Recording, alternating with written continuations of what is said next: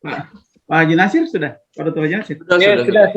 Oh ya, Assalamualaikum Ya, Pak. kita mulai dengan ucapkan Bismillahirrahmanirrahim. Assalamualaikum warahmatullahi wabarakatuh. Waalaikumsalam. Yang saya hormati tim penguji dan juga Wulandari ya, sebagai apa namanya ini, sebagai peserta ujian ya. Alhamdulillah wa syukurillah wa la haula la quwwata illa billah. Rabbi shrah li wa yassir li amri wal qurtam lisani yafqahu qawli. Alhamdulillah pada hari ini kita semua sempat ya bertemu dan diberi kesempatan kesehatan itu untuk menghadiri sebuah acara ujian skripsi nama Wulandari nomor stambuk B101 17081 dengan judul skripsi partisipasi masyarakat dalam pembangunan desa, studi tentang pembangunan infrastruktur desa Perang, Kecamatan Dambelas, Kabupaten Donggala. Bapak tim penguji, Bapak Dr. Haji Nasir Mengasin MSc, kemudian Bapak Dr. Abdul Ripai MSc, Bapak Roy MSc, dan Bapak Hasan Samad MSc, dan Wulandari ya sebagai peserta ujian. Alhamdulillah ya. Nah, sekarang kita sudah bisa memulai ujian ini dengan diberi kesempatan yang pertama ya kepada Wulandari untuk menyampaikan skripsinya dengan menggunakan durasi waktu kurang lebih antara 10 sampai 15 menit. Pada Wulandari dipersilakan. Assalamualaikum warahmatullahi wabarakatuh.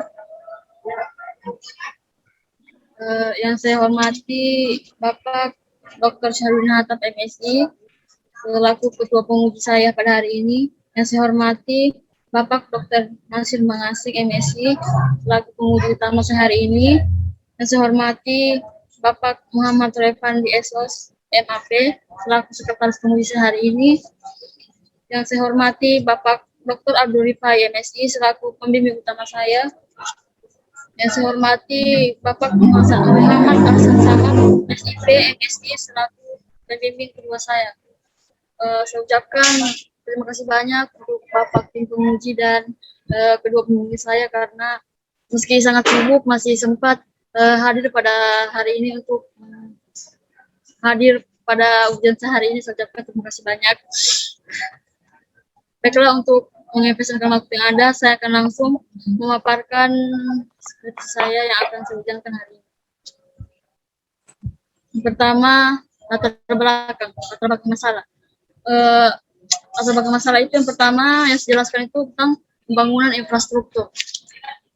Salah satu yang dijadikan tolak ukur keberhasilan suatu negara adalah pembangunan infrastruktur, di mana pembangunan infrastruktur ini adalah fasilitas-fasilitas fisik yang disediakan pemerintah untuk kebutuhan agen-agen publik, yaitu seperti masyarakat dan kelompok lainnya. Kemudian pembangunan infrastruktur merupakan program pemerintah yang disalurkan untuk kepada masyarakat guna memenuhi kebutuhan dan menjadi guna memberikan fasilitas kepada masyarakat guna supaya agar setiap Wulandari ya Pak, menyampaikan materi ini fokuslah, jangan seperti itu berada di luar angkasa sana ya, sehingga ini menyampaikannya ini kan tidak bisa dipahami secara baik. Kalau begini ya, harus kamu menyampaikan secara sungguh-sungguh serius dan fokus. Oke. Dibaca, yang dihafal. Kemudian kenapa partisipasi masyarakat sangat penting? Karena dalam suatu pembangunan tanpa adanya partisipasi masyarakat, maka pembangunan tersebut tidak berjalan dengan lancar. Sehingga latar belakang saya kenapa saya mengangkat judul ini, karena di desa Rerang yang saya teliti itu masih kurangnya partisipasi masyarakat dalam pembangunan. Yang kedua itu ada rumusan masalah penelitian. Yang pertama, rumusan masalah yang pertama itu bagaimana tingkat partisipasi masyarakat. Yang kedua, untuk mengetahui faktor-faktor yang mempengaruhi tingkat partisipasi masyarakat. Kemudian, tujuan dan manfaat penelitian. Yang pertama, tujuan penelitian. Yang kedua, manfaat penelitian. Kemudian, bab 2, kajian pustaka dan alur pikir. Sini saya mengambil 4 tentang penelitian terdahulu yang bisa saya jadikan referensi untuk membuat skripsi ini. Yang pertama, penelitian dari Erida Imroatin dan Nurlaili dari Universitas Erlangga, meneliti tentang partisipasi masyarakat dalam perencanaan pembangunan partisipatif di Desa Sugio, Kabupaten Lamongan. Yang kedua itu penelitian dari Fikri Ashar Universitas Airlangga tahun 2015 yang meneliti tentang partisipasi masyarakat dalam musyawarah pembangunan atau musrembang di Kelurahan Pegirian, Kecamatan Semampir, Kota Surabaya. Yang ketiga itu ada penelitian dari Muhammad Faisal Asariansah, Wairul Saleh dan dari Universitas Brawijaya tahun 2013 yang meneliti tentang partisipasi masyarakat dalam pembangunan infrastruktur jalan, studi kasus di Kecamatan Lawang, Kabupaten Malang. Selanjutnya landasan teoritis. Landasan yang pertama itu ada perkembangan ilmu administrasi publik. Di sini ilmu administrasi publik itu terbagi dari 5 paradigma. Paradigma yang pertama adalah dikotomi politik administrasi. Tahun periodenya ini ditandai dengan peluncuran buku yang ditulis oleh Frank J. God Leonard D. White Goodnow menyatakan ada 2 fungsi dari pemerintahan. Pertama, fungsi politik yang menyangkut pembuatan kebijakan atau pengepresian kemauan negara. Yang kedua, fungsi administrasi yang menyangkut pelaksanaan dari kebijakan yang telah dibuat. Selanjutnya ada paradigma yang kedua, yaitu prinsip administrasi publik. Diawali dengan terbitnya karangan P.F. Willoughby yang berjudul Principles of Public Administration. Pada masa itu diasumsikan adanya beberapa prinsip administrasi yang bersifat universal, berarti tidak dibatasi oleh dimensi ruang dan waktu. Yang ketiga itu ada paradigma yang ketiga. Paradigma yang ketiga yaitu administrasi publik sebagai ilmu politik. Pada periode akhir tahun 1930-an muncul kritik yang tajam terhadap administrasi publik, seperti dilontarkan oleh Simon. Akibatnya administrasi publik kembali ke disiplin induknya, yaitu ilmu politik. Selanjutnya paradigma yang keempat, yaitu administrasi publik sebagai ilmu administrasi. Dan paradigma yang terakhir yaitu paradigma administrasi publik sebagai administrasi publik. Kemudian partisipasi masyarakat. Menurut Raharjo Sasmita menyatakan diartikan sebagai partisipasi masyarakat adalah keterlibatan masyarakat dalam pembangunan, meliputi kegiatan perencanaan dan pelaksanaan atau implementasi program atau proyek pembangunan dikerjakan dalam masyarakat lokal. Selanjutnya adalah konsep pembangunan. Pembangunan itu adalah pembangunan yang menuju arah yang lebih baik. Selanjutnya ada pembangunan. Kemudian pembangunan infrastruktur.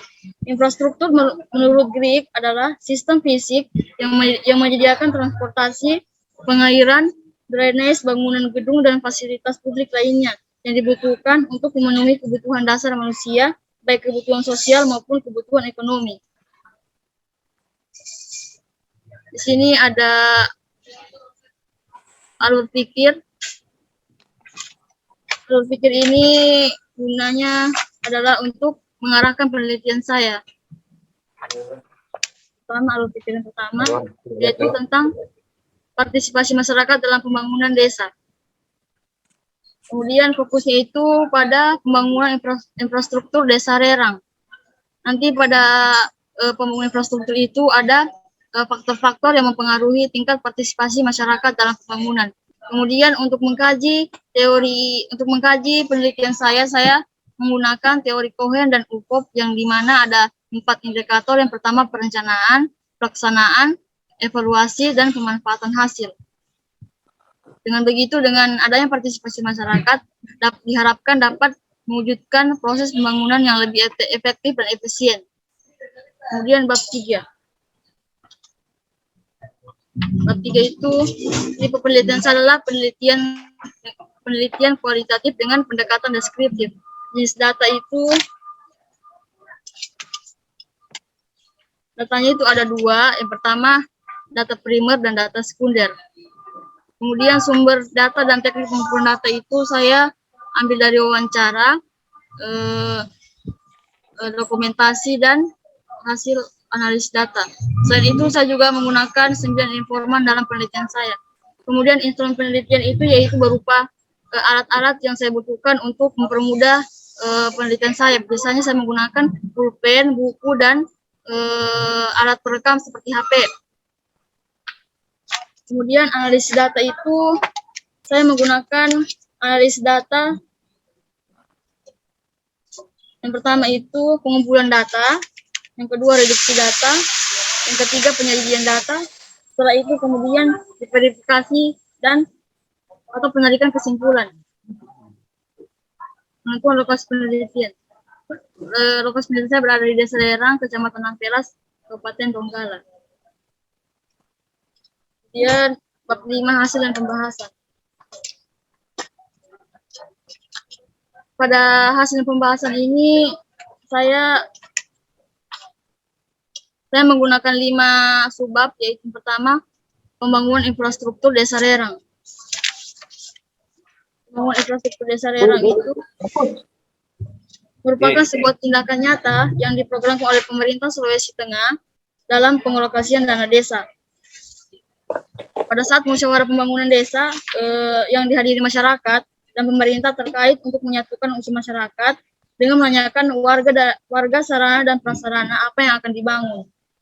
Usulan disampaikan itu ada banyak sekali usulan pembangunan yang disampaikan masyarakat, cuman ada beberapa pembangunan yang diprioritaskan untuk masyarakat seperti pembangunan tanggul, posyandu, pembangunan PAUD, kemudian dermaga atau pelabuhan, kemudian drainase, kemudian ada lagi pembuatan jalan usaha tani, parit, pengadaan listrik, pembuatan jembatan, pembangunan masjid Al-Istiqamah Dusun 2, dan pos kamling. Kemudian partisipasi masyarakat dalam perencanaan pembangunan.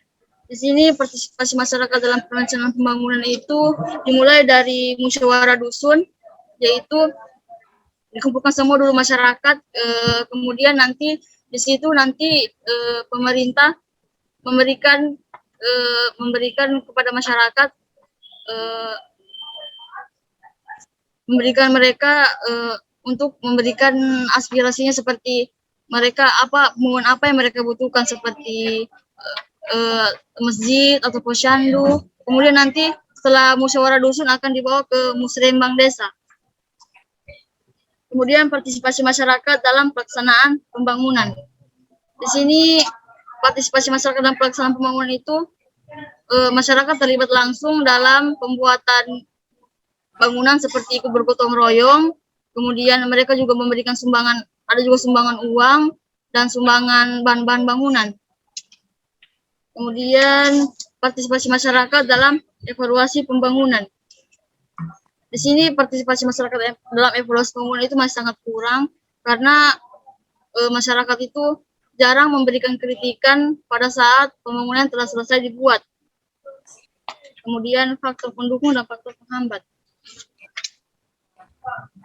Di sini biasanya faktor pendukung itu dalam partisipasi masyarakat itu biasanya sudah adanya komunikasi yang baik antara pemerintah dan masyarakat. Yang kedua, Eh,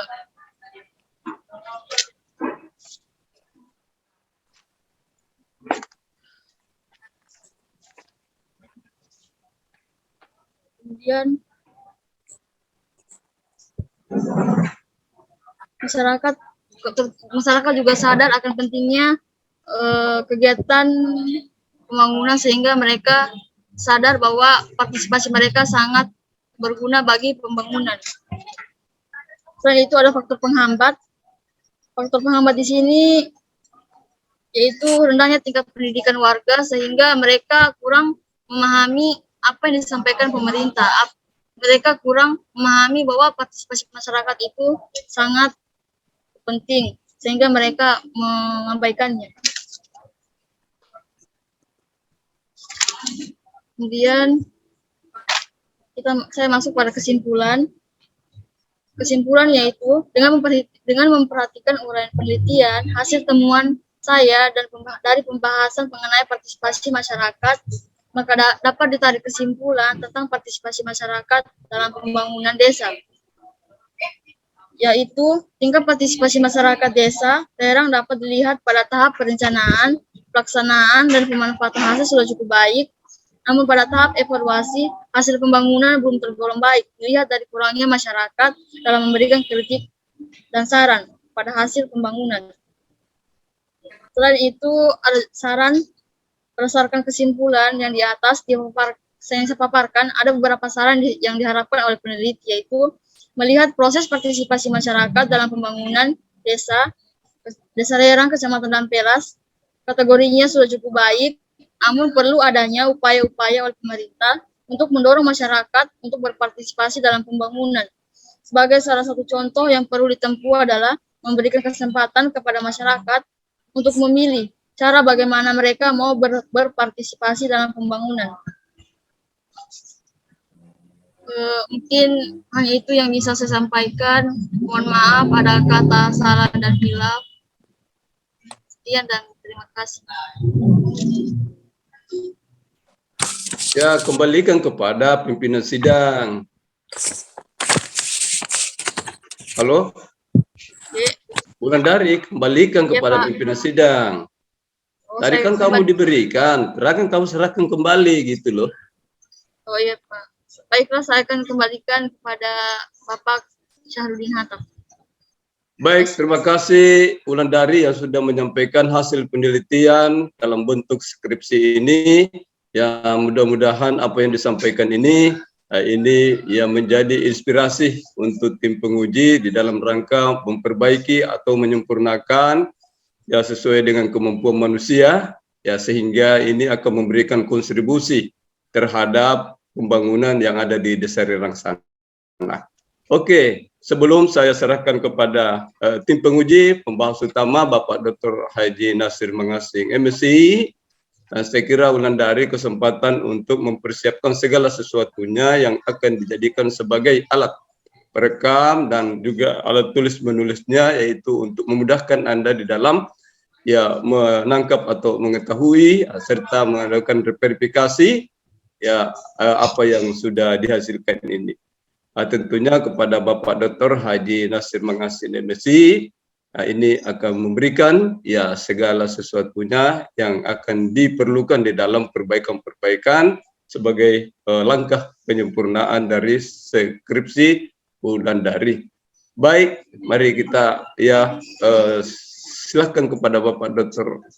Haji Nasir Mengasing, MSI, untuk menyampaikan beberapa hal yang terkait dengan hasil penyajian dari Wulandari. Pada Bapak dipersilakan Pak. Ya, baik. Bismillahirrahmanirrahim. Assalamualaikum warahmatullahi wabarakatuh. Waalaikumsalam warahmatullahi wabarakatuh. Syukur alhamdulillah kita ketemu kembali melalui Zoom dalam ujian skripsi atas nama Wulandari. Sebelum saya mengajukan pertanyaan baik berupa substansi dan teknis ya, saya ingin menyampaikan ya, terima kasih kepada Bapak Dr. Saharudin Hattab, MSc, sebagai Ketua Bidang ya. Adinda Muhammad Roy Pandi, Esos MAB, sebagai Sekretaris.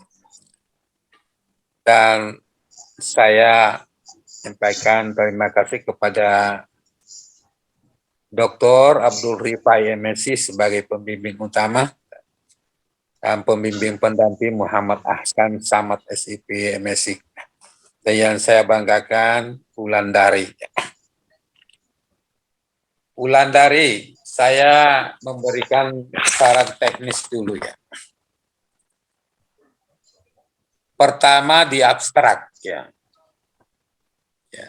Abstraknya itu tidak ada nama pembimbingnya di abstraknya.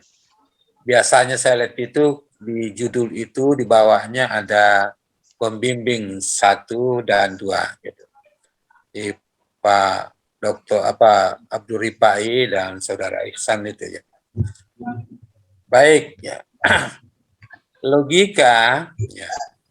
Logika abstrak itu kan punya logika berpikir ya. Pertama itu tujuan penelitian. Ya, apa tujuan penelitian itu? Nah. Kemudian kedua, metode yang digunakan itu. Ya, apa metode kualitatif ya, dengan situ pengumpulan data, ya, informan, ya, situ. Kemudian kita melihat di situ juga ya teori yang digunakan itu. Nah, saya lihat teori yang digunakan itu sudah tadi itu ya. Baru hasil penelitian. Ya. Hasil penelitian baru beri sedikit simpulan, apa simpulannya dari penelitian Anda itu harus tercermin di abstrak. Baik, kita pindah ke pendahuluan ya. Lihat ada di definisi ke apa? Definisi di kajian pustaka itu ya. Ada dua hal yang perlu digabung saja itu ya. Konsep pembangunan dan pembangunan desa ya. Dan saya konsep pembangunan desa saja ya. Kemudian otonomi daerah. Wah, apa hubungannya itu? Nggak jelas-jelas itu ada otonomi desa. Lain itu undang-undang otonomi desa ya, dan lain undang-undang pemerintah daerah atau otonomi daerah. Itu tidak ada hubungannya itu. Ya. Nanti diperbaiki. Nah, kemudian di pendahuluan. Ya. Pendahuluan ini, ya, Wulandari tidak jelas apa masalahnya. Ya. Jadi fokus masalah penelitian Wulandari itu tidak jelas itu. Bicara tentang masalah partisipasi masyarakat dalam pembangunan infrastruktur. Kemudian fakta empiriknya apa? Ya, itu fakta empirik, data-data lapangan itu apa yang Anda dapatkan di situ? Baru ya kajian normatifnya ini tentang infrastruktur itu ya. Dari mana dananya itu? Ya. Apakah dananya dari yang diatur oleh Undang-Undang Desa dan Dana Desa itu atau dari alokasi dana desa? Ya, ya kan dua-dua di situ ada infrastrukturnya juga itu. Ya. Nah, lihat ini Wulandari. Ya. Anda bicara tentang partisipasi. Masih adakah partisipasi sekarang ini di desa itu atau di kelurahan? Tidak ada begitu. semuanya dalam bentuk mobilisasi. Karena masyarakat sudah berpandangan untuk apa partisipasi, ada uangnya. Ya. Ada dananya dari pemerintah, ada dananya yang ditentukan. Jadi untuk apa partisipasi? Nah, memang menurut penelitian kita, tapi saya tidak tahu Wulandari, ya, apakah di Rerang itu partisipasi seperti apa? Ya. Karena apa? Karena ini dana ini sumbernya dari dana desa, kalau mungkin itu dana desa infrastruktur yang 75% itu. Nah, ini yang perlu dilakukan. Apakah ada bentuk partisipasi dan di mana tatarannya ada? Apakah di perencanaan ada? Ya. Apakah ada di pelaksanaan dan pemanfaatan? Saya kira ini perlu betul dicantumkan di dalam. Karena kenyataannya di lapangan itu di Kabupaten Donggala saya kira sudah tidak seperti itu yang Anda bayangkan itu. Coba lihat Wulandari. Di latar belakang itu, di pendahuluan, kan Anda harus bicara tentang fakta-fakta masalah-masalah tentang infrastruktur di sana itu. Data-datanya berapa, yang itu berapa dananya, berapa yang diselesaikan, berapa apa yang mau dibangun. Nah, saya lihat yang Anda masukkan kajian teori di sini, kalau saya tidak salah, ya ada 8 teori, ya. Ada 8 teori yang Anda munculkan di latar belakang. Apa semua maksudnya itu? 8 teori, ya, 8 pendapat. Nah, inilah apa hanya memperkaya definisi pengertian konsep dari partisipasi. Padahal nanti itu di bab 2 baru muncul. Hanya satu saja teori sebagai kajian teori apa yang dipakai. Aspek teori itu dipakai mendidik. Nah, ini juga Wulandari harus tahu. Ya. Teori yang kita gunakan itu aspek teorinya yang 4 itu kita bidik itu masalah. Ya. Saya kira ada ibu kasih buktinya. Ya, itu yang dia lihat. Jadi kita lihat itu misalnya perencanaan. Apakah ada betul partisipasi tentang perencanaan di sana? Ya, melalui musrembang. Dalam pelaksanaannya, saya kira dalam pelaksanaannya itu menurut penelitian teman-teman, semua masyarakat beranggapan bahwa untuk apa kita partisipasi, untuk apa kita IKNA sudah ada uangnya, sudah ada dananya. Nah, semuanya itu bentuk mobilisasi dalam bentuk gotong royong itu. Gotong royong itu sekarang bukan dalam bentuk partisipasi, dia sudah bentuk mobilisasi. Nah, ini yang perlu diperjelas itu. Wulandari, betulkah? Kalau betul ada, nah, apa masalahnya partisipasi di sana? Anda katakan tadi tingkat pendidikan, ya, sehingga partisipasi masyarakat rendah. Anda harus tahu, ya, orang yang tinggi pendidikannya sekarang paling rendah partisipasinya dalam pembangunan desa. Nah, ini Anda keliru di sini. Kenapa? Karena orang berpendidikan dia tahu bahwa begini itu pembangunan di desa itu. Kepala desa saya miliaran ini. Ya. Ya. Ya, kalau orang berpendidikan saya lebih aktif partisipasinya karena dia tidak tahu. Nah, ini itu Wulandari harus beri ketegasan betul itu. Apakah orang partisipasinya rendah? Ya, karena faktor pendidikan. Jangan-jangan orang yang tinggi pendidikannya itu atau orang yang tidak tahu partisipasinya rendah. Nah, ini yang dilihat nanti itu. Nah, saya desa Rerang ini desa maju. Ya. Ya, ini yang kita lihat itu. Ya. Jangan nantikan sekarang ini ya dana desa itu ya diproyekkan ya di pihak kedua kan itu ya bukan lagi masyarakat yang kelola itu Ya. Itu ada, ya, di desa-desa itu ada jalan itu, ya ada yang kelola itu sendiri. Namanya mungkin ada proyek-proyek kecil atau ada apa pemborong-pemborong itu. Nah, tidak ada partisipasi di situ. Ya, oke.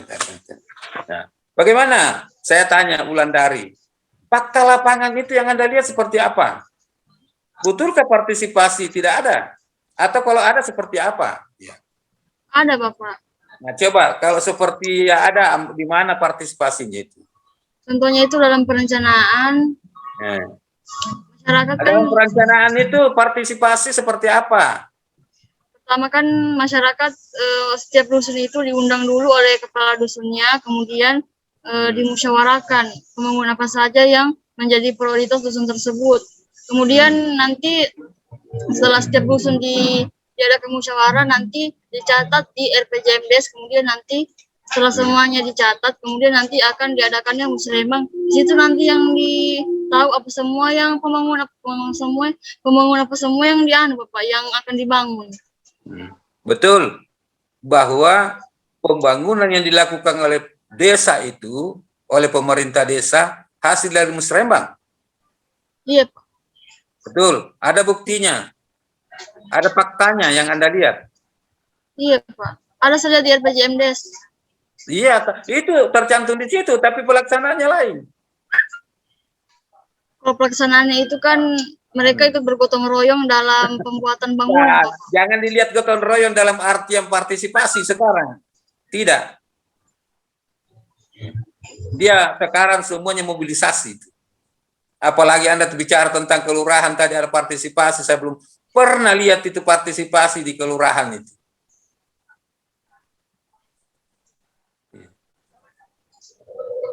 Itu dia nanti. Apa baik.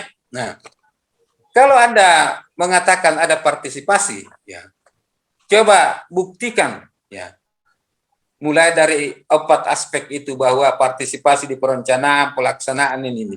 Coba jelaskan itu. Coba jelaskan. Dan bentuk-bentuk partisipasi apa di dalam? Ya, kalau memang ada. Misalnya perencanaan, oke tadi. Pelaksanaannya apa? Partisipasi apa di situ? Partisipasinya itu dalam pelaksanaan masyarakat kan ikut itu saya ikut bergotong royong Bapak. Terus juga mereka ada juga sebagian yang menyumbangkan uangnya sebagian untuk ada di berapa jumlahnya itu yang menyumbangkan uangnya dan siapa menyumbang? Masyarakat Bapak, seikhlasnya saja Bapak. Masyarakat Bapak. Masyarakat mana yang menyumbang? Ditulis itu. Ya. Apakah semua menyumbang atau hanya orang-orang tertentu? Nah, Anda buktikan bahwa si A itu menyumbang ini. Apakah apa yang dia sumbangkan apa bentuk uang atau hanya pikiran ataukah hanya ya kopi materi atau apa air panas? Ya. Ini kan ini hasil kita kalau turun ke desa itu sudah jauh dengan itu apalagi di Rerang. Coba manfaatnya. Ya. Partisipasi dengan manfaat. Ya. Kalau manfaatnya kan pasti sudah jelas bahwa pembangunan itu dirasakan manfaat seperti pembangunan masjid, tentunya masyarakat juga ikut menggunakannya. Jadi saya rasa manfaatnya itu sudah dirasakan semua oleh masyarakat, Bapak. Ya, kalau di masjid itu seperti apa dia infrastrukturnya? Pembangunan masjid atau rehabilitasi? Pembangunan masjid, Bapak. Sama ada juga kemarin kan saya salah satu pembangunan yang itu kan pembangunan Masjid Al Istiqomah yang kemarin kena musibah gempa, jadi itu masjid kan rubuh, jadi dibangun kembali Bapak. Ya kembali, ya rubuh. Kau dari Rerang kan? Ya. Kau penduduk asli di sana? Iya Pak, penduduk asli. Yang kepala desa keluargamu? Iya Bapak. Nah begitulah, pasti baik. Iya. Pasti baik kepala desa karena keluargamu. Belum Bapak, karena kan programnya belum berjalan lama. Oh, belum.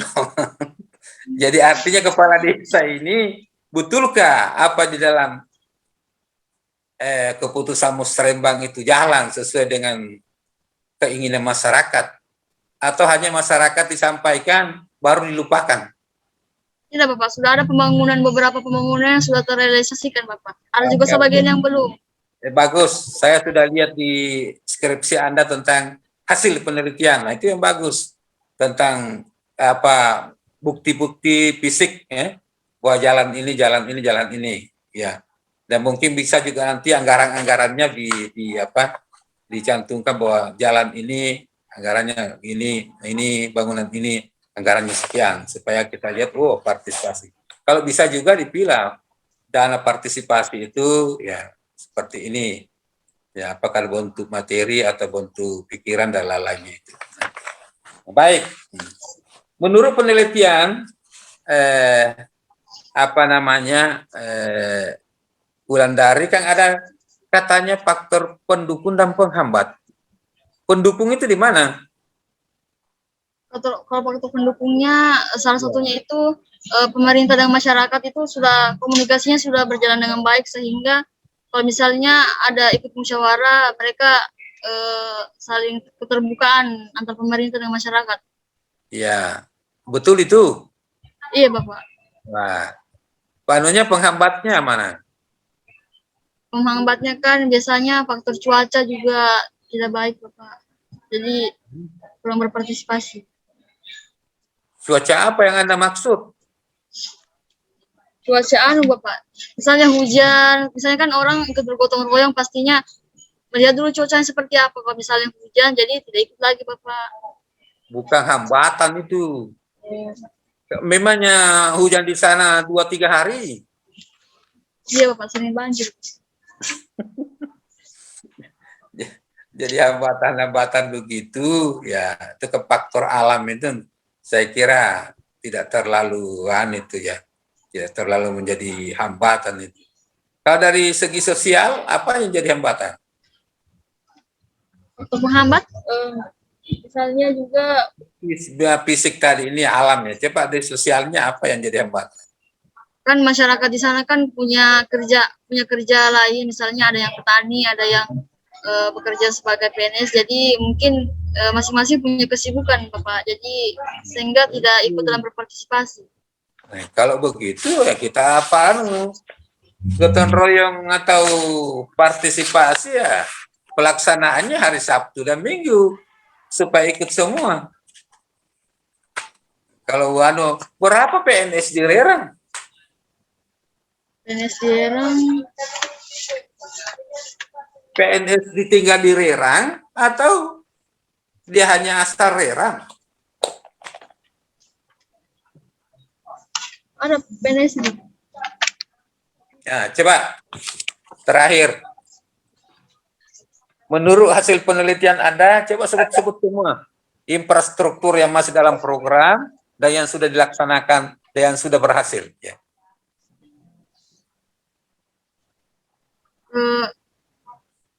Hasil penelitian itu ada beberapa yang sudah terprogramkan, ada juga yang belum. Yang diprogramkan apa-apa semua?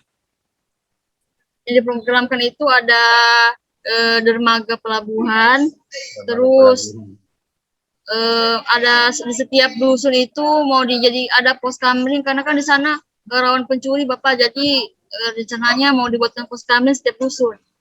Pencuri? Tapi sampai sekarang iya Bapak, sering pencuri di sana. Masa di desa banyak pencuri? Iya Bapak, sering. Baru-baru ini juga ada lagi pencuri Bapak. Jadi pemerintah itu memprogramkan setiap dusun itu ada pos kamlingnya Bapak, tapi sampai sekarang belum terrealisasikan. Ya, oke. Apalagi? Kemudian ada tanggul, ada tanggul apa ini? Tanggul sungai atau tanggul laut? Tanggul sungai Bapak, karena sungainya itu kan di masyarakat di bagian dusun Sirorang itu kan tanahnya sudah roboh karena selalu banjir, jadi katanya mau dibuatkan tanggul, tapi belum terrealisasikan juga Bapak. Nah, yang sudah terlaksana berapa? Yang sudah terlaksana itu ada ada 6. Pertama, di setiap dusun itu kan sudah dibuatkan posyandu, setiap dusun ada posyandunya. Itu sudah terrealisasi, Bapak. Iya. Kemudian juga ada jembatan di dusun 2 dan dusun 4. Jembatan kan sebagai transportasi masyarakat untuk jalan transportasi Ya. masyarakat Ya. untuk Coba perkebunan. jawab ini. Ada manfaatnya bagi masyarakat? Iya, ada, Bapak. Nah, Anda lihat ada manfaatnya atau hanya dibangun begitu saja?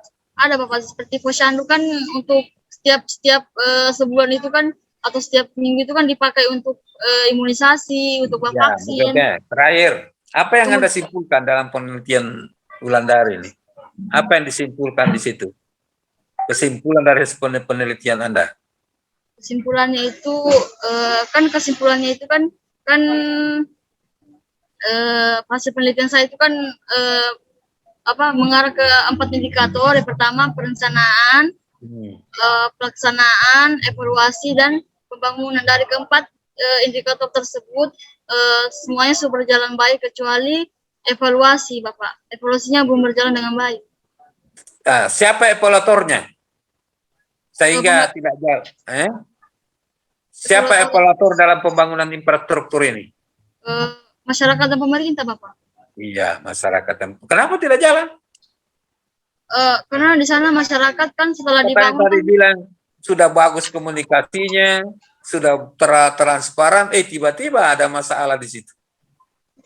Itu tadi saya bilang karena mungkin masyarakat itu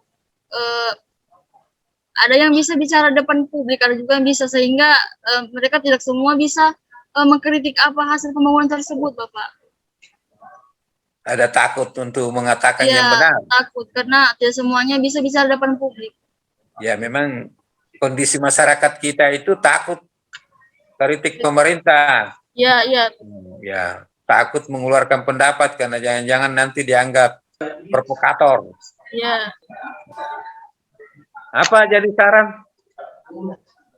Yang disarankan kepada adanya upaya-upaya kepada pemerintah, maksudnya pemerintah melakukan upaya-upaya, misalnya seperti meningkatkan sosialisasi kepada masyarakat, seperti itu. Apa lagi? Kemudian saling keterbukaan dengan masyarakat agar tidak terjadi kesalahpahaman. Iya, baik. Jadi saya kira skripsi Anda ini Wulandari bagus ya. Jadi di pembahasannya itu ya bagus sampai ke lampiran-lampirannya ya lengkap ya. Cuma masalahnya nanti itu di abstraknya, jangan ngawur di situ. Di abstrak dan di tidak usah dikurangi karena sudah terlanjur di latar belakang itu. Sudah begitu, tapi dicantumkan di situ, ditegaskan bahwa teori yang saya ambil itu teorinya siapa tadi itu 4 aspek itulah dipakai membidik masalah-masalah fakta lapangan. Saya kira itu yang saya tidak usah terlalu banyak bertanya ya, nanti disampaikan teman-teman masalah perbaikan teknisnya itu ya. Demikian ya, wabillahi taufiq wal hidayah, wassalamualaikum warahmatullahi wabarakatuh. Saya kembalikan ke ketua sidang. Ya, silakan Pak Dokter. Ya. Terima kasih Bapak Dr. Haji Nasir Mangasin MSc yang sudah menyampaikan beberapa hal yang terkait dengan skripsi yang disampaikan oleh Wulandari. Mudah-mudahan ini semua bisa menjadi kontribusi ya dalam hal perbaikan-perbaikan dari skripsi Wulandari. Saya warning sebelum saya persilakan kepada Roy Pandi ya, istilah mungkin ya, itu tidak ada lagi istilah mungkin ini dalam penelitian, tidak ada lagi ya. Jadi hindari penggunaan istilah mungkin ya, mungkin karena tidak boleh lagi ya. Semua ini harus berbasis data yang akurat, yang data yang fakta-fakta di lapangan. Saya kira itulah yang perlu dikemukakan pada seminar ini. Baik, kepada Pak Roy Pandi, Esos MAP, saya persilakan untuk menyampaikan atau mempertanyakan beberapa hal yang perlu diverifikasi atau diklarifikasi dengan Wulandari sebagai mahasiswa yang telah melaksanakan penelitian. Kepada Pak Ripandi, Esos MAP dipersilakan. Baik. Assalamualaikum warahmatullahi wabarakatuh. Terhormat Ketua Tim Penguji Skripsi Bapak Dr. Syahrudin Atap, MSI, yang terhormat penguji utama Bapak Dr. Nasir Mangasing, MSI, yang terhormat pembimbing utama Bapak Dr. Abdul Rifai, MSI, dan pembimbing pendamping Bapak Muhammad Hasan Samad, SIP, MSI, teristimewa Saudari Wulandari ini.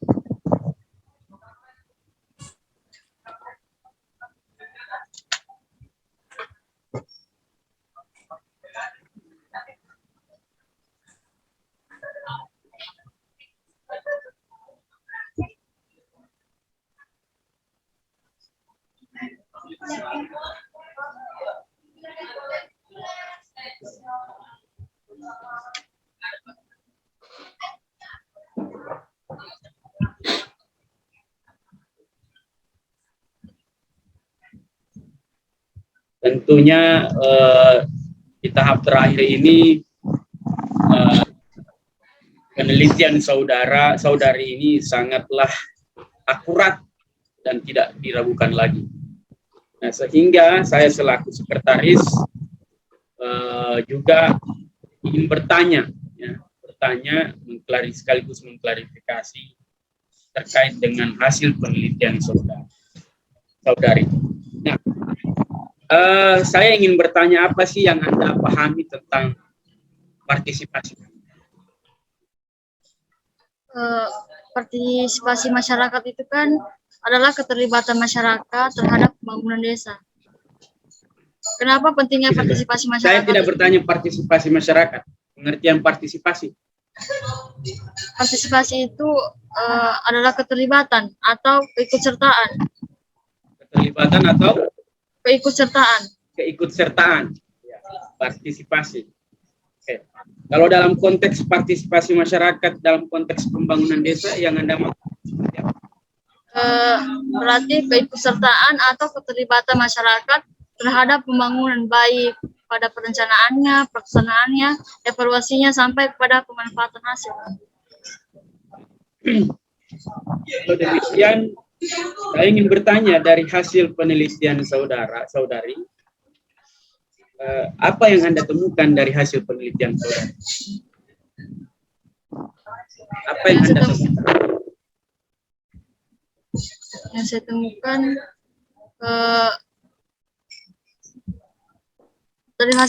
dari hasil penelitian itu kan ada 4 indikator, Bapak. Jadi pada siapa?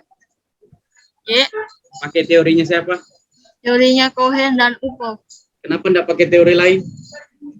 Karena teorinya Cohen dan Upov itu menurut saya sudah bisa mengarahkan penelitian saya, Bapak. Sudah memudahkan saya untuk melaksanakan penelitian.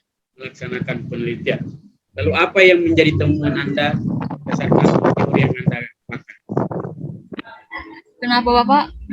Apa yang Anda temukan dari hasil penelitian Anda berdasarkan teori yang Anda pakai? Kan hasilnya itu kan pertama itu kan perencanaan. Menurut Cohen itu kan perencanaan itu adalah keterlibatan masyarakat pada perencanaan pembangunan. Dalam konteks penelitian? Konteks penelitianku bahwa perencanaan itu di Desa Erang itu sudah berjalan dengan baik, sesuai dengan teori Cohen dan Upov. Baik, berarti partisipasi pada indikator pertama dikategorikan baik. Iya, Bapak. Ya, kategori kedua? Kategori kedua juga pada pelaksanaan. Di sini menurut poin dan UPOP itu pelaksanaannya itu misalnya berupa uang atau keikutsertaan dalam tenaga, atau misalnya juga dapat keikutsertaan dalam menyumbangkan materi-materi seperti bahan bangunan seperti itu, Pak. Ya, lalu bagaimana dengan kaitannya penelitian? Kemudian hasil penelitian saya sudah cukup baik karena masyarakat sudah ikut dalam gotong royong. Ada saya lampirkan dengan ini, Bapak, pada hasil dokumentasi bahwa mereka sudah ikut bergotong royong. Kemudian juga dari hasil wawancara mereka juga sudah berbicara bahwa mereka sudah menyumbangkan berupa uang dan materi-materi bangunan lainnya. Ya, kategori ketiga. Itu yang evaluasinya yang belum baik, Bapak. Nah, sebab Karena masyarakat kan kurang, seharusnya kan masyarakat selain partisipasi dalam pelaksanaan, evaluasi juga penting. Karena evaluasi itu di situ kita bisa kita bisa mengkritik apa saja bangunan yang tidak sesuai dengan kesepakatan pada awal musrembang. Tapi di sini masyarakatnya kurang dalam evaluasinya, berpartisipasi dalam evaluasi masih kurang, Bapak. itu dipertanyakan juga. Padahal di kategori di indikator pertama dan yang kedua dia berpartisipasi. Ya. Artinya kalau dia sudah berpartisipasi, pada tahapan evaluasi pun dia sebenarnya juga tidak menimbulkan masalah. Ya, seharusnya tidak menimbulkan masalah karena sebab di indikator pertama dan yang kedua dia sedang berpartisipasi. Nah, lalu langkah apa yang dilakukan oleh pemerintah pada tahap evaluasi? Langkahnya itu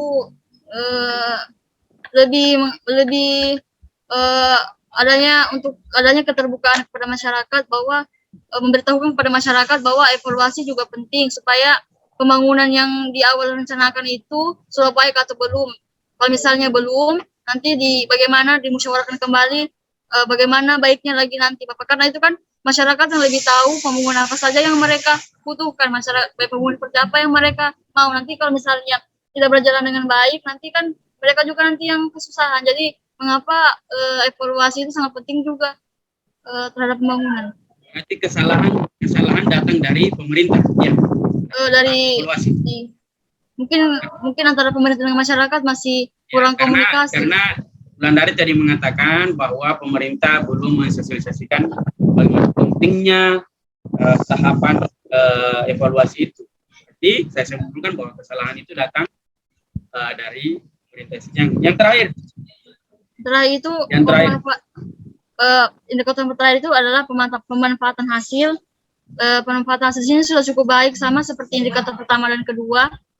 Karena kan pemanfaatan hasil itu sama saja, mereka sudah memanfaatkan hasil bangunannya. Misalnya seperti posyandu, alhamdulillah sudah digunakan dengan baik, karena kalau digunakan untuk posyandu digunakan untuk imunisasi pada anak-anak, kemudian biasa juga digunakan untuk vaksin, Bapak.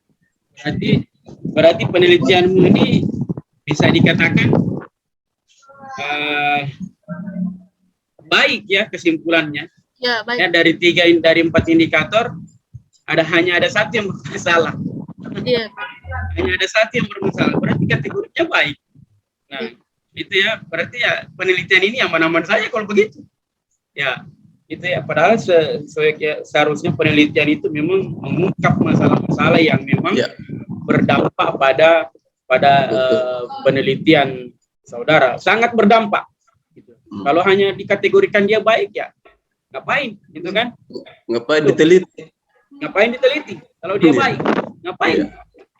Padahal itu kan penelitian harus memang menemukan fenomena yang memang berdampak terhadap publik, sangat berdampak. Gitu. Dari kesimpulan Anda berarti kategorinya baik. Nah, coba jelaskan ke saya apa perbedaan hasil penelitian terdahulu dengan hasil penelitian saudari? Semua ya, jelaskan semua ya. Anda jelaskan semua ini. Ada berapa ini? Ada 3 penelitian terdahulu, Pak. Seharusnya ada 5 dong. Ya. Oh, 5. 5 penelitian terdahulu dan semuanya harus jurnal. Ini jurnal, Coba jelaskan ke saya.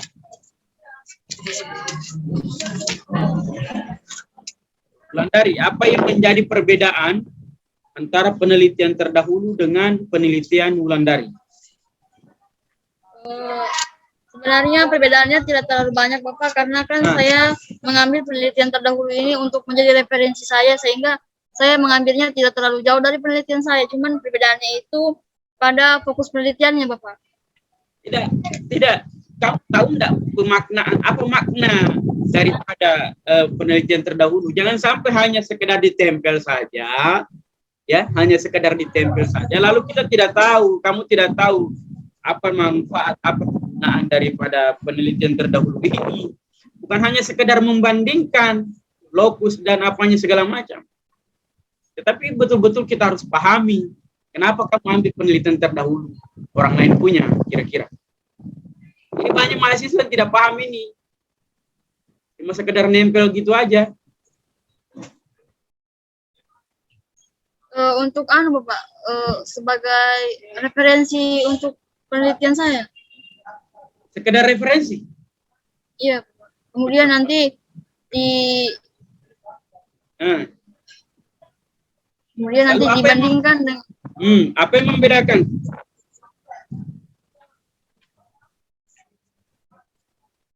Sekarang begini, saya bertanya, kau tahu enggak manfaat atau kegunaan penelitian terdahulu? Selain referensi itu. Sebagai referensi digunakan, ya, bisa digunakan pada hasil penelitian juga, Pak. Itulah yang kau harus jelaskan. Apa yang membedakan hasil penelitian dengan hasil penelitian terdahulu? Coba jelaskan ke saya. Hasil penelitian yang dari yang pertama. Hasil penelitian dari Elida Imroatin dan Nurlaili dari Universitas Erlangga tahun 2015. Hasil penelitiannya yaitu pemahaman masyarakat terhadap perencanaan partisipatif merupakan sesuatu yang sangat diperlukan dalam upaya pelaksanaan partisipasi perencanaan pembangunan partisipatif. Pemahaman terhadap perencanaan partisipatif akan menimbulkan kesadaran masyarakat terhadap pentingnya partisipasi masyarakat. Jadi analisisnya, kesimpulannya bagaimana itu hasil penelitiannya dia?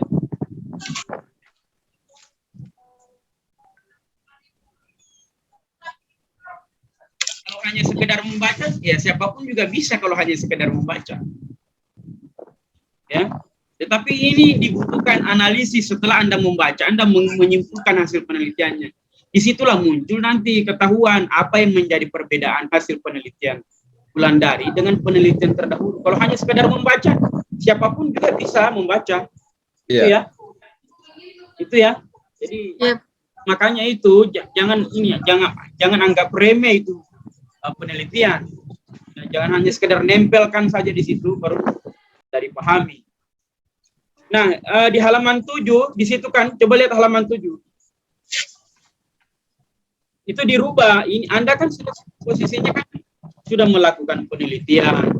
Ya, bahkan sampai sekarang ini di tahap akhir itu sudah skripsi. Jadi di situ berdasarkan hasil penelitian, bukan lagi hasil observasi. Coba lihat halaman 7. Iya, Pak. Paling atas itu. Itu ya.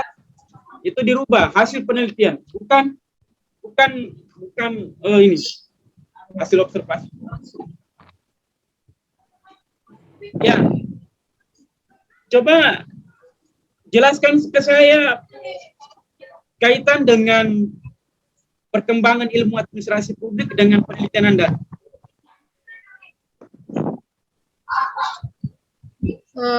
Kaitannya itu perkembangan administrasi publik kan adalah proses perencanaan antara 2 orang atau lebih. Ya.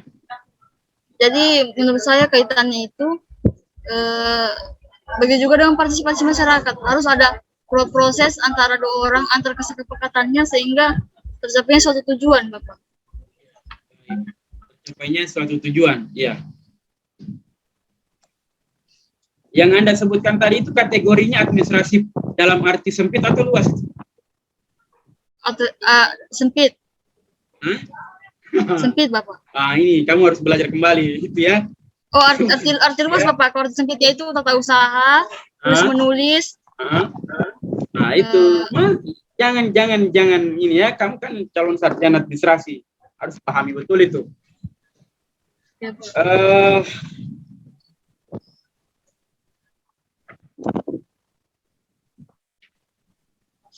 Pertanyaan terakhir ya, dari saya. Coba jelaskan ke saya bagian alur pikir ini, mananya, apanya, segala macam ini di halaman 42. Halaman 42 kan alur pikirnya itu kan kolom pertama itu kan itu adalah judul saya, partisipasi masyarakat dalam proses pembangunan. Kemudian nanti fokusnya itu ke pembangunan infrastruktur desa Rerang.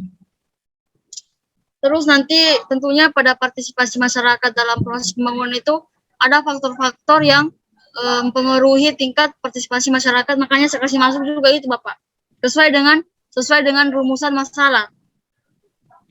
Kemudian untuk mengkaji atau mengarahkan penelitian saya menggunakan teori Cohen dan UFO yang ada 4 indikator. Yang pertama, perencanaan, pelaksanaan, evaluasi, dan pemanfaatan hasil. Kemudian dengan diharapkan dengan adanya partisipasi masyarakat dalam proses pembangunan desa, diharapkan adanya partisipasi masyarakat, diharapkan tercapainya desa yang lebih baik. Devianti itu apa maksudnya? 2013 apa itu? Itu Bapak, jurnal dari ini. Teori saya ambil di jurnal Bapak. Teorinya saya ambil di jurnalnya Devianti tahun 2013. Oke. Apa judulnya itu yang dia tulis Devianti jurnal itu? Kan itu kelihatan pasti di daftar pusaka toh? Ada di dapus Bapak. Ya, kelihatan pasti. Coba disebutkan apa judulnya itu.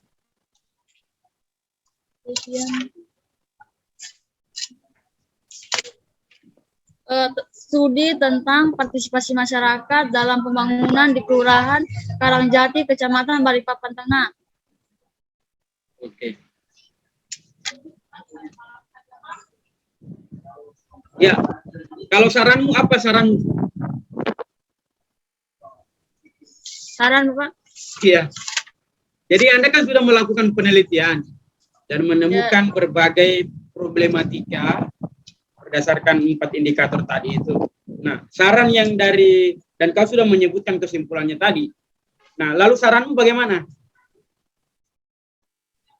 Sarannya yaitu perlu adanya upaya-upaya oleh pemerintah untuk mendorong masyarakat dalam berpartisipasi dalam pembangunan.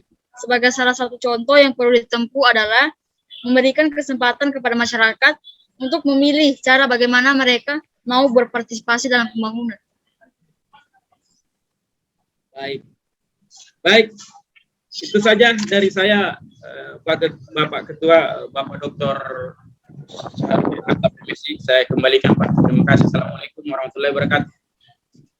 Waalaikumsalam warahmatullahi wabarakatuh. Ya, saya pikir apa yang disampaikan atau yang dipertanyakan oleh Pak Arifandi di Malawa SOS MAP sudah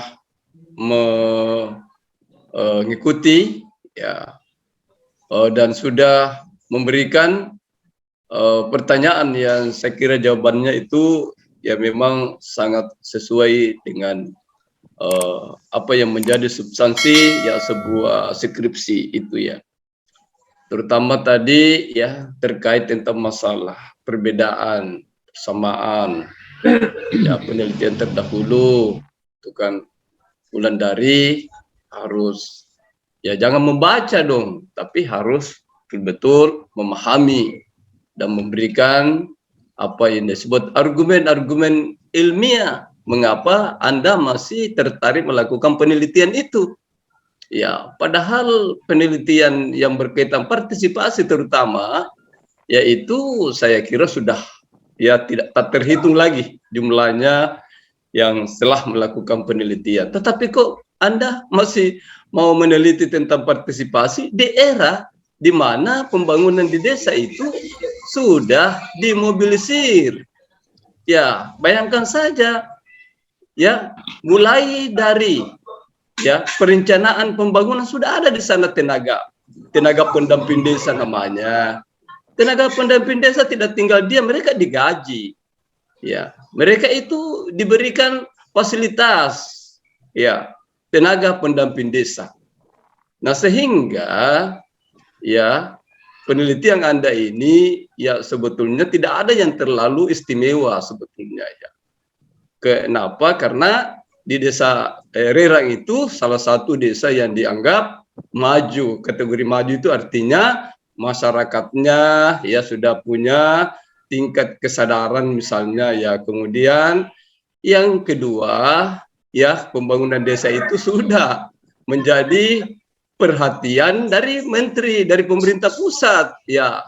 ADD, ada namanya, ada anggaran dana desa, ada namanya apa ya namanya itu anggaran dana desa. Nah, ada ya partisipasi masyarakat di sini ya betul-betul ya sudah bukan waktunya lagi sebetulnya itu ya. Bahkan banyak kepala desa yang masuk penjara. Mengapa? Ya tadi kan masalah pengawasannya tadi itu Anda bilang ya pengawasannya ini rendah. Apa ya pengawasannya tidak terlalu menarik. Bagaimana tidak menarik banyak kepala desa masuk penjara? Artinya apa? Pengawasan dari masyarakat itu sangat ketat gitu loh. Ya, coba buka di website itu. Berapa kepala desa di Indonesia masuk penjara gara-gara penyalahgunaan ya bantuan desa, dana bantuan desa. Nah, saya kira ya banyak kasus-kasus itu di mana masyarakatnya sudah sangat pintar. Ya, itu satu. Yang kedua, indikasi dari kemajuan masyarakat desa, tidak semua pembangunan itu berjalan baik dan lancar. Tadi Anda katakan bahwa bagus pembangunan dan sebagainya ya. Harus dipahami bahwa salah satu pembangunan yang dianggap untuk kepentingan publik atau masyarakat ya, misalnya pembangunan yang terkait dengan masalah sarana prasarana desa di sana. Tetapi kemudian tidak tertutup kemungkinan apa yang diperlukan dalam pembangunan itu ada milik masyarakat, ada aset masyarakat. Sehingga apa yang terjadi? Masyarakat tidak membiarkan pembangunan itu dilaksanakan tanpa ada ganti rugi. Nah, ini pertanyaan yang saya kira di desa Rerang masyarakat sudah punya dinamika kehidupan dan dinamika berpikir yang sangat maju ya dibandingkan desa-desa yang saya kenal di desa dekat Gawali sana ya. Di sana saya kira maju sehingga untuk berpartisipasi dalam menyumbangkan itu istilahnya itu sumbangan apa ya namanya lokasi atau apa dan sebagainya dalam rangka pelaksanaan pembangunan di desa itu saya kira tidak semudah itu.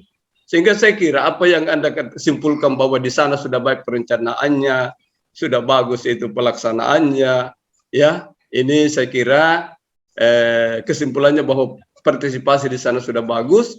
Itu betul apa yang dikatakan Pak Roy tadi bahwa untuk apa diteliti. Nah sekarang saya mau tanya, Wulandari sebelum saya serahkan kepada tim lain, apa tujuan suatu penelitian seorang akademisi? Tujuannya untuk memecahkan masalah. Untuk memecahkan masalah, untuk memberikan kontribusi dalam pemecahan masalah yang terjadi di desa sana misalnya. Ya, sumbangan. Nah, kalau tidak memberikan sumbangan, untuk apa diteliti? Pertanyaan saya, mengapa kamu teliti? Kan pada saat observasi kan saya melihat bahwa masih kurang partisipasi masyarakat, Bapak. Berarti kualitas observasimu yang tidak bagus gitu loh. Keliru di dalam melaksanakan observasi. Observasimu bagaimana cara melakukan observasi? Bagaimana caramu melakukan observasi bagaimana? pada itu kan kemarin saya turun waktu sebelum pengambilan dulu kan saya turun ke kampung dulu untuk melakukan observasi Bapak. Iya, Seperti, bagaimana caranya? Bagaimana caramu? Ikut ini Bapak, ikut musyawarah dusun. Ya, terus? Terus juga melihat-lihat adanya pembangunan yang baru saya lihat apakah Yang masyarakat apa? ikut dalam pelaksanaan. Yang apa? Yang apa? Pembangunan yang apa? Pembangunan yang sementara dibuat. Terus? Itu Bapak. Terus bagaimana pembangunan yang sudah dibuat? Saya lihat tuh masih Jadi begini Wulandari, itu ilmuwan itu kejujuran, ya. Kita boleh salah, tetapi jangan bohong gitu loh. Nah, saya ingin tanya kepada Anda, ya sebetulnya ini ya, saya ingin tanya kepada Anda ini, apakah memang tidak ada di sana? Apakah di sana itu memang, ya, semua partisipasi masyarakat baik dalam bentuk material maupun dalam bentuk non material itu betul-betul Anda sudah lihat bahwa bagus? Pertanyaan. Iya bagus Pak, bagus. Sudah Pak. bagus. Nah oleh sebab itu, berapa anggota dewan yang mempunyai suara di sana? Anggota dewan? Iya.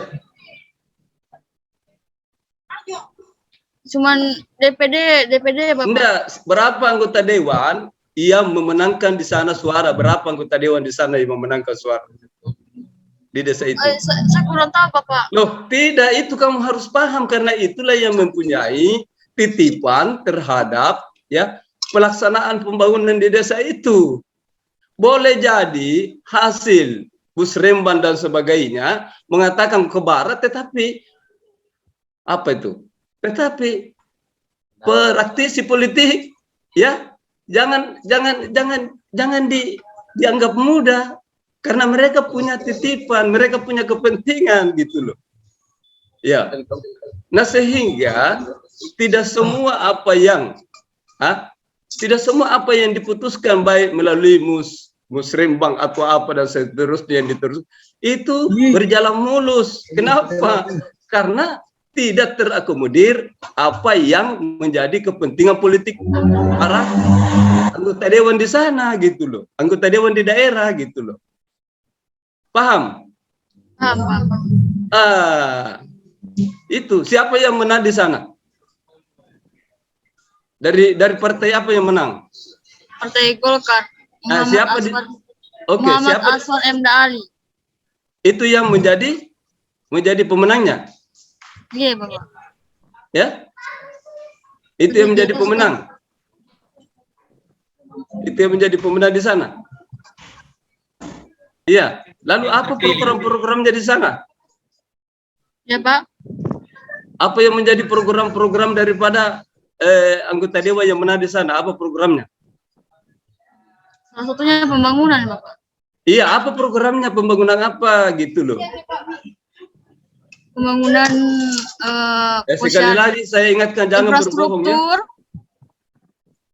Ya, jangan Anda mengarang gitu loh. Jangan mengarang, jujur saja. Ya.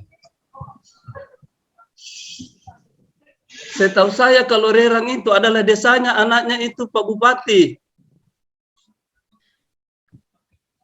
Di sana itu adalah ladanya suara anaknya Pak Bupati yang sekarang menjadi ketua dewan. Saya kurang tahu Bapak. Kalau masalah dewan-dewan saya kurang tahu Bapak. Wah, itu makanya kamu meneliti tentang partisipasi, kamu harus sampai ke sana sehingga tadi pembahas utama mengatakan angka-angka itu penting sekali di dalam penelitian Anda ini. Jangan cuman ya teori, jangan cuman menurut pendapat Anda, jangan cuma sesuai dengan apa yang namanya suara kepala desa yang menurut notabene tadi adalah keluargamu. Gitu ya, sehingga di sini untuk menggugurkan semua itu yang namanya subjektivitas harus Anda mempunyai peluru atau yang disebut dengan apa data inilah yang akan menggugurkan semua subjektivitas. Di sini dalam penelitianmu ini yaitu kurang pembuktian seperti misalnya Anda mengatakan salah satu faktor penghambat adalah pekerjaan. Nah sekarang pekerjaan apa yang menghambat di sana yang mayoritas? Wulandari. Pekerjaan apa yang menghambat? yang dianggap mayoritas menghambat atau dominan menghambat untuk melaksanakan partisipasi? Udah sebelumnya menghambat Bapak, maksudku saya tadi kan Tidak pekerjaan apa? Sekarang kan kamu sudah penelitian, dikatakan bahwa pekerjaan masyarakat yang menghambat itu berpartisipasi dalam pembangunan. Sekarang pekerjaan apa masyarakat di sana yang cenderung menghambat gitu? bisa juga petani Bapak. Jangan bilang bisa juga, jangan bilang bisa juga. Sekarang kita bicara data. Petani Bapak, misalnya kan dia orang pergi ke sawah. Loh, itulah yang tidak ada di dalam skripsimu ini. Tidak ada istilah petani. Anda hanya mengatakan bahwa menghambat pekerjaan masyarakat. Tetapi pekerjaan apa? Ini kan tadi yang dipertanyakan oleh pembahas utama kan, gitu ya? Gitu. Angka-angka partisipasi berapa nominalnya itu tidak ada di sini. Perlu Anda mengemukakan tentang angka-angka itu, siapa yang memberikan sumbangan dalam bentuk pendanaan, siapa yang memberikan bentuk dalam bentuk pikiran dan sebagainya, harus Anda rumuskan. Kenapa? Kenapa? Karena begini, partisipasi sekarang itu di desa sudah sangat minim. Sangat minim. Kenapa? Ada dananya. Ya. Ada dana yang disiapkan oleh pemerintah pusat dan sampai kepada pemerintah ini ya. Ya gitu ya. Saya kira Wulandari, penelitianmu sudah bagus, hanya saja dari segi momen untuk penelitian dan juga sebagai kontribusi penelitianmu ini yang dianggap tadi Pak Roy itu bahwa tidak jelas itu ya. Apa kontribusinya ya. Kenapa? Karena Anda tidak mampu mengungkapkan kontribusi terhadap pemecahan masalah karena memang tidak bermasalah. Semuanya ini sudah dianggap tidak ada masalahnya. Sehingga untuk apa diteliti? Pertanyaannya Pak Roy tadi, untuk apa diteliti? Iya kan? Berarti ya tidak tepat ya penelitian Anda sebetulnya. Oke, ya saya kira ini banyak hal yang sebetulnya masih perlu saya pertanyakan. Ya, tetapi saya kira saya persilakan saja dulu kepada pembahas atau tim penguji lain, yaitu Pak Bapak Ahsan Samad MAP. Ya, terima kasih banyak Pak atas kesempatan yang diberikan. Alhamdulillah Wulandari sudah berada di etapa ini ya, di seminar hasil ini. Insya Allah nanti beberapa perbaikan, beberapa masukan itu akan kita diskusikan kembali, karena di ruang Zoom ini ada pembimbing utama Bapak Dr. Abdul Rifai. Jadi saya selaku pembimbing pendamping tidak ingin terlalu banyak berkomentar terkait hasil penelitian Wulandari. Nanti secara teknis dan secara ini kita bisa diskusikan di lain waktu. Jadi saya kembalikan kepada Bapak pimpinan untuk kemudian memberikan kesempatan kepada penguji utama. Saya insya Allah akan mengikuti saran-saran dari penguji utama. Terima kasih Pak. Assalamualaikum warahmatullahi wabarakatuh. Baik, ya terima kasih Muhammad Sabat atas penjelasannya yang sudah memberikan ya penguatan atas kekurangan daripada skripsi Wulandari. Ya, mudah-mudahan masih ada waktu ya ini untuk membahas atau anggota tim penguji. Pada kesempatan ini Bapak Dr. Abdul Rifai MSc, pada Bapak dipersilakan. Iya, terima kasih pimpinan. Sudah. Assalamualaikum warahmatullahi wabarakatuh. Waalaikumsalam warahmatullahi wabarakatuh. Saudari Wulandari, saya kira banyak pertanyaan terkait dengan skripsi Anda dan apa namanya,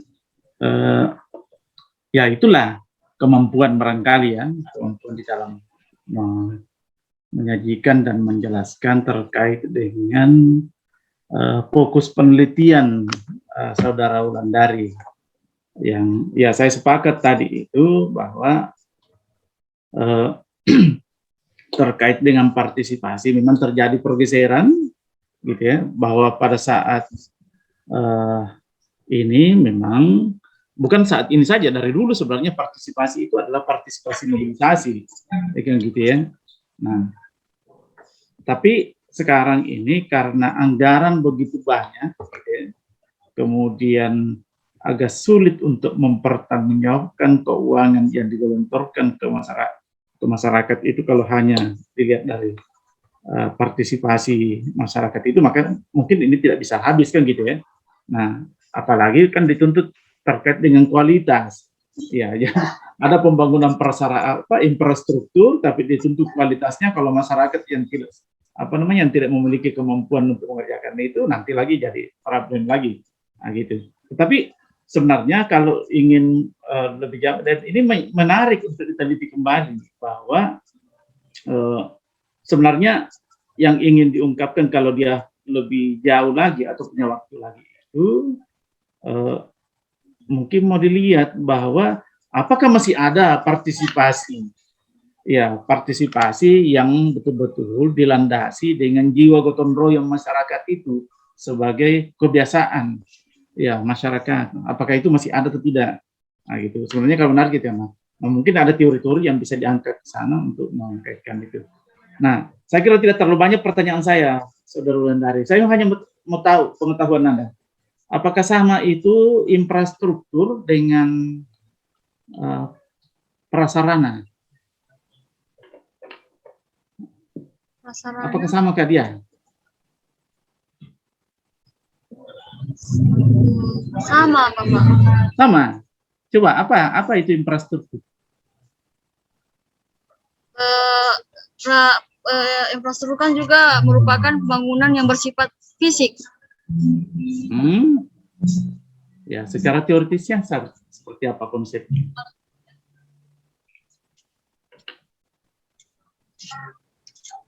Ya, tadi kamu katakan bahwa infrastruktur itu sama dengan prasarana. Nah, itu coba bagaimana definisinya? Kemudian coba berikan contoh salah satu infrastruktur untuk membedakan prasarana dan sarananya. Coba. Kamu kan meneliti tentang ini kan?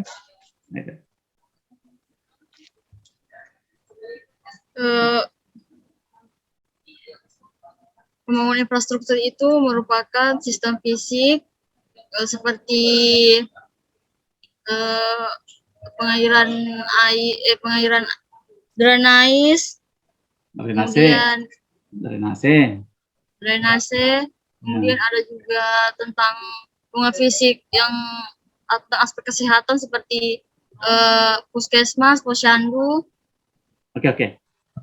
Saya mau gini, apakah puskesmas, sekolah, gitu kan, jembatan, jalan itu, apakah itu sarana atau prasarana? Sarana dan prasarana, Bapak. Prasarana dan sarana, Bapak. Oh, jadi sama konsepnya sarana dengan prasarana. Iya, Bapak.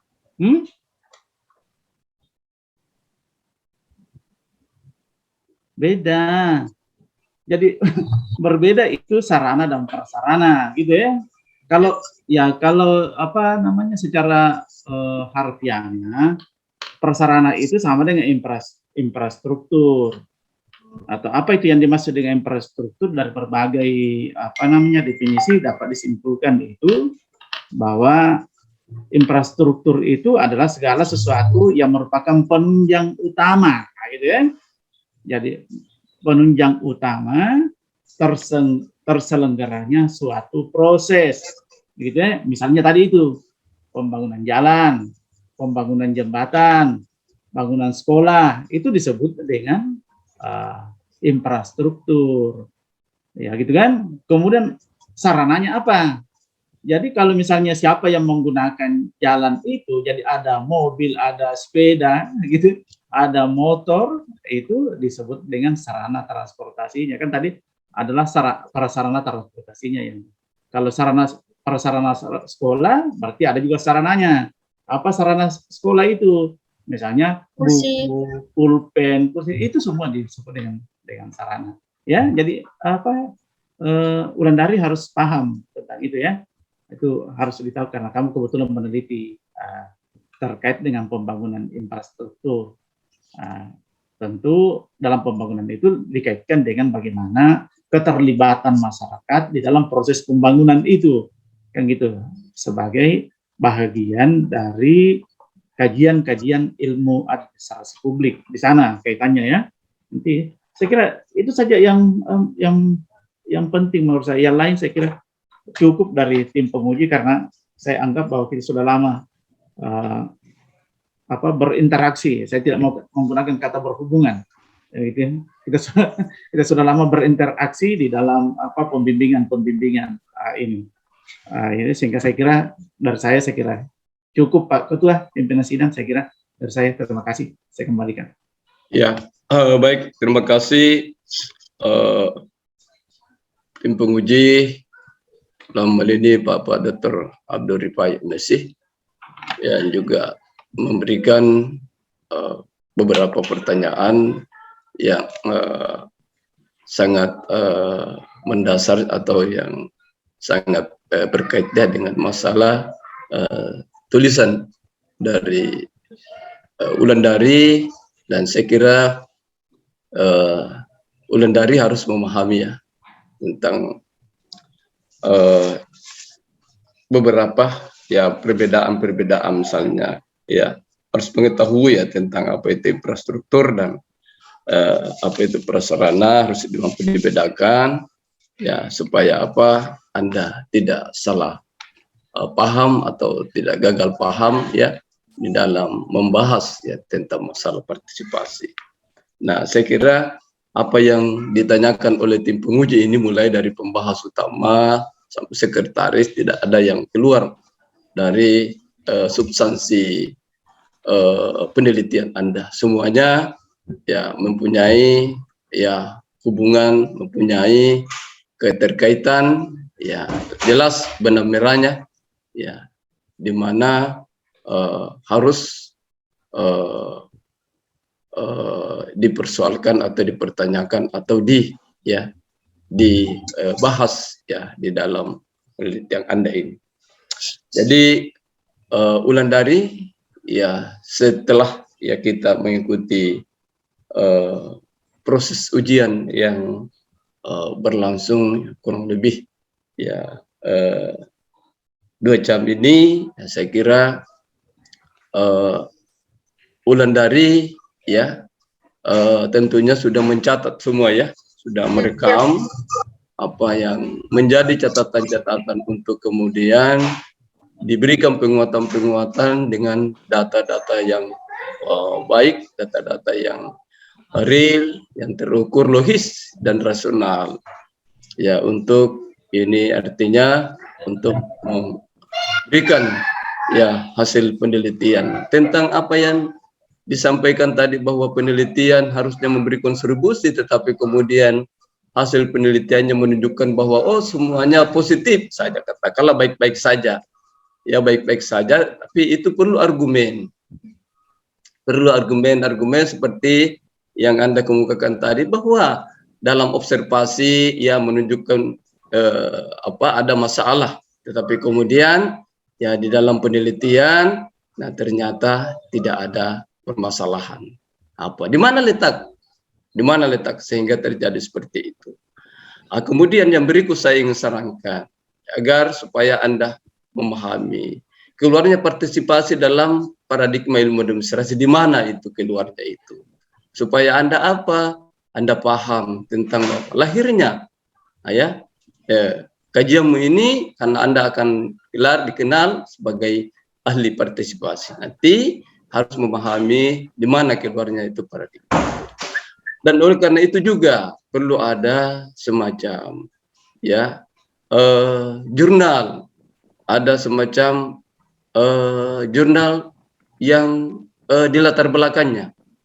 Ya, maksud saya hasil penelitian ahlinya, ahli partisipasi, jadi latar belakang. Supaya apa?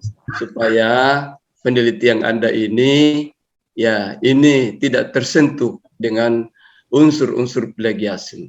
Itu apa artinya? Kita sebagai orang yang ada dalam tim, terutama pembimbingmu.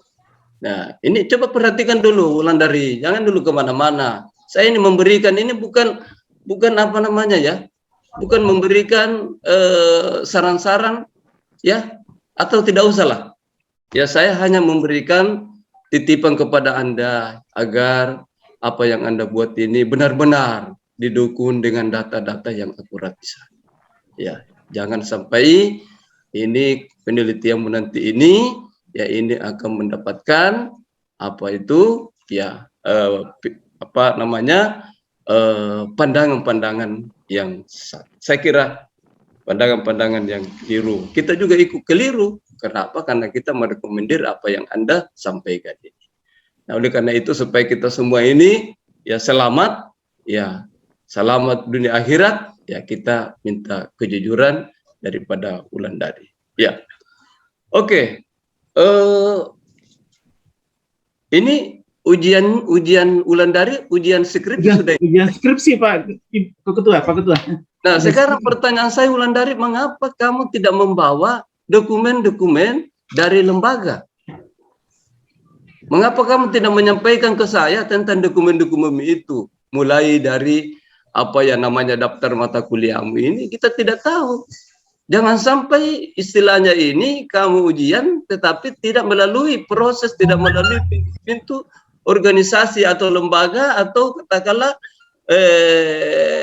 administrasi yang betul gitu. Karena tidak ada yang bukti-buktinya sampai ke saya ini. Ada berita acaranya? Tidak ada. Ada dengan saya nih, Bapak. Hah? Ada sama dia. Ada sama saya, Bapak. Berita acara transkrip? Tidak ada. Pokoknya hanya saya dikasih naskah, dikasih dengan apa ini namanya naskah. Itu pun naskahnya baru kapan dikasih.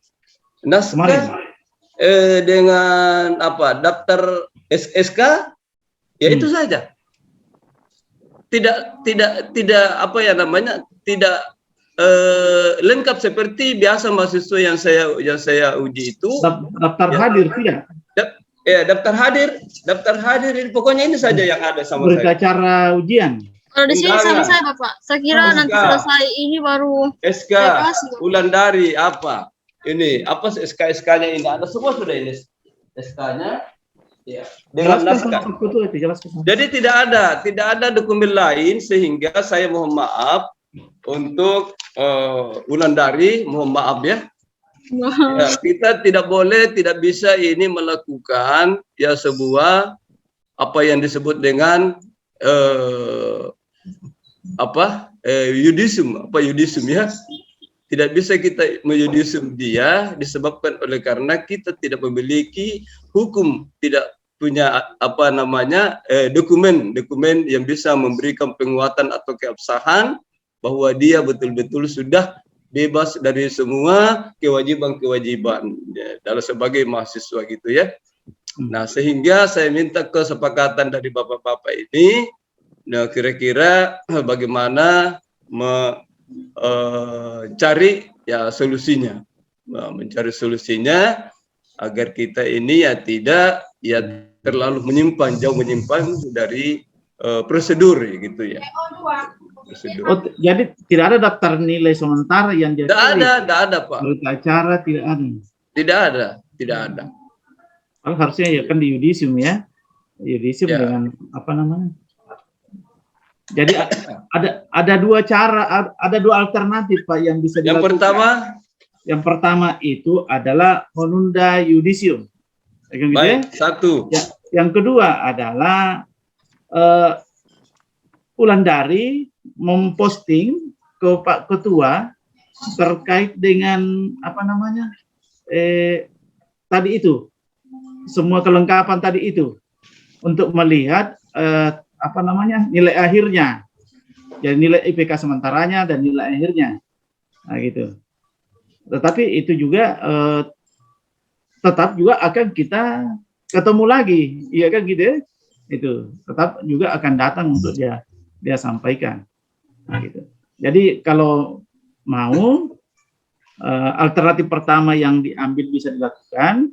Jadi si Wulandari datangi seluruh dosen atau dia kirim anunya nilaiannya baru nanti kita kirimkan Pak Ketua hasilnya dengan berita acara sebut daftar hadir dan segalanya. Nah, itu. Tergantung kita bagaimana pandangan tak, saya kira. Pak Hasan, bagaimana kira-kira Pak Hasan? Kalau saya mengikut saja Pak dengan keputusan sidang ini, apapun insyaallah saya sudah siap menuju. Nah, kalau begitu diserahkan Pak Ketua. Pak Roy, Pak Dr. Nasir masih di dalam? Nah, kalau Pak Dr. Nasir sudah tidak di dalam, memang agak sulit itu.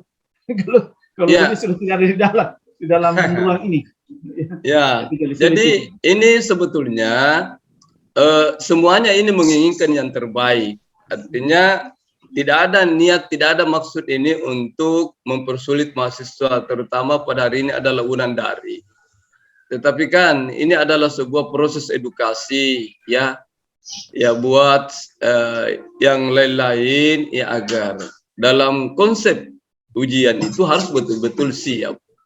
Bagaimana kesiapannya? Ya tentu kita akan memenuhi semua standarisasi ya pada penguji, kepada tim penguji. Nah itu, sehingga ya saya dari tadi itu Wulandari saya sudah warning, sudah ingatkan. Dari kemarin dia mengeluh bahwa kami tidak bisa ujian karena ini bla bla bla. Maka saya bilang saya siap ini untuk menyiapkan Anda apa itu namanya ya Zoom gitu, ada Zoom. Sudah siapkan, sudah saya kirimkan dia. Terus dia bilang kita ujian jam 1 Pak. Saya terpaksa menunda dulu terpaksa ya mengajar. Sekarang saya karena baru saya ini. Kenapa ini ada ujian mahasiswa kok tidak lengkap? Tapi saya pikir ya barangkali Wulandari sengaja gitu. Bapak kira ada di sekretaris Pak Roy ya? Pak Roy. Sama tahu ada sama Pak Roy. Oh jadi saya kira begini saja Pak ya. Iya silakan Pak, silakan. Kita karena Pak Anu juga sudah siapa namanya ini Pak Dr. Nasir Mangasih tidak ada. Juga kemudian Pak Roy juga ini sudah tidak ini ditunggu di lapangan dia Pak Roy. Ya. Nah sehingga juga ini Pak Dokter bagaimana nilainya kan tidak ada nilai ini yang kita yang kita bisa jadikan sebagai dasar di dalam ya orang bilang yudisum atau apa kan. Itu masalahnya kita masih kurang lengkap amunisi itu untuk menembak atau membidik ini. Kalau begitu Pak Ketua begini, kita minta Wulandari ini datangi seluruh dosen bawa berita acara sekaligus tanda tangan dengan minta nilai. Setelah itu dibawakan ke Bapak baru yudisium. Saya kira itu. Gitu, saya kira itu yang paling tepat karena saya juga tidak berani mengambil tindakan kalau tidak ada dasar hukumnya. Apa dasarnya? Saya tidak punya daftar nilai, tidak punya dari daftar mata kuliahnya, tidak ada juga nilai akhirnya, tidak ada semuanya. Apa yang kita mau bilang? Iya, apa yang kita mau putuskan? Apa yang kita mau berikan? Aduh, enggak, lemah kita dari segi hukum administrasinya. Anda juga tidak kuat, ya kita juga tidak kuat semuanya di dalam mengambil tindakan tanpa ada dasar hukum yang jelas. Aspek normatifnya ya. Apalagi kita ini orang administrasi, Pak. Ya, saya kira apa yang disampaikan oleh Pak Dr. Abdul Ripai MSc yang didukung oleh Pak Muhammad Hasan Samad SIP MSc, ya saya kira saya juga sependapat dengan apa yang menjadi sarannya. Silakan Wulandari yaitu untuk mencari atau untuk mengantar ya kepada semua dosen-dosen. Ya, tim penguji dalam hal ini tim penguji baik Pak Dr. Haji Nasir Mangasih MSc, Pak Muhammad Roy Pandi SOS MAP, juga kepada Bapak Dr. Abdul Ripai SOS Abdul Ripai MSc, Pak Muhammad Hasan Samad SIP MSc, ya kemudian saya juga ya diambilku juga nilainya. Sehingga saya kira ujian pada hari ini ya saya skor dulu, dan untuk waktu yang tidak bisa ditentukan karena tergantung daripada sejauh mana Wulandari bekerja keras ini untuk mendapatkan mengumpulkan data-data terkait dengan hasil penelitian hari ini. Saya kira mohon maaf, wabillahi taufiq wal hidayah. Assalamualaikum warahmatullahi wabarakatuh. Dan terima kasih kepada semua tim penguji atas waktunya dalam mengikuti ujian skripsi dari Wulandari. Baik Pak. Ya. Sampai jumpa pada kesempatan yang lain. Ini kenapa pembimbingnya ini tidak mengingatkan ini anak buahnya ini? Saya tidak mengurusi administrasi. Betul Ya, ini. Pak.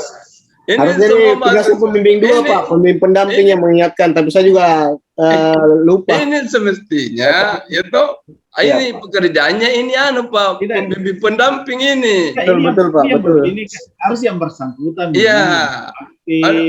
Tidak perlu diingatkan, kan sudah bisa nonton. Ya kan? Ya, teman-temannya yang lain. Saya kira ini sudah tamat, sudah hatam ini. Wulandari dari pembimbing duanya ini itu karena hal yang begini saya kira waduh. Iya. Tahu apa yang terjadi sama Wulandari ini? Saya Iya, mungkin dia terlalu semangat barangkali ya. Dia terlalu semangat. Tapi Pak, saya pamit Pak. Ya, izin. Oke, ya oke, sama-sama ya. Assalamualaikum. Assalamualaikum warahmatullahi wabarakatuh. Wabarakatuh. Assalamualaikum.